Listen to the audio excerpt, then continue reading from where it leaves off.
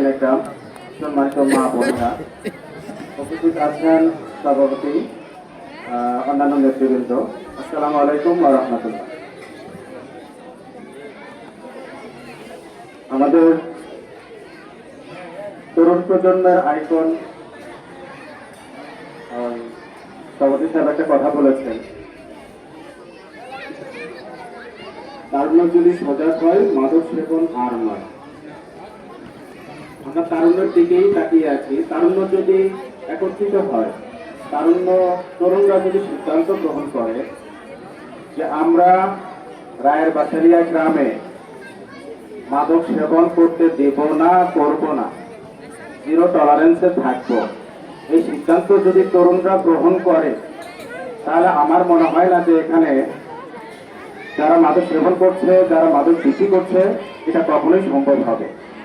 সুতরাং আমি তরুণ প্রজন্মকে, তরুণ নেতৃবৃন্দের প্রতি আহ্বান জানাবো, বিনীত আহ্বান জানাবো, আপনারা সবাই ঐক্যবদ্ধ থাকুন এবং এই মাদকের বিরুদ্ধে জোরালো পদক্ষেপ গ্রহণ করুন। আমি এ বিষয়ে পবিত্র কোরআন থেকে দুইটা আয়াত উদ্ধৃত করতে চাই। সূরা আত-তাহরীমের 6 নম্বর আয়াত। এখানে আল্লাহ তাআলা ইরশাদ করেছেন, ইয়া আইয়ুহাল্লাযীনা আমানু কু আনফুসাকুম ওয়া আহলিকুম নারা। হে মুমিনগণ, তোমরা নিজে এবং নিজের পরিবার পরিজনকে জাহান্নামের আগুন থেকে রক্ষা করো। প্রকৃতপক্ষে আমি নামাজ পড়ছি, আমি রোজা রাখছি, আমি ভালো কাজ করছি, কিন্তু আমার পরিবার পরিজন যদি এই নামাজ না পড়ে, ভালো কাজ না করে, সৎ কাজের পক্ষে না থাকে, তাহলে একটা পর্যায়ে গিয়ে আমি নিজে কখনোই সৎ পথে থাকতে পারবো না।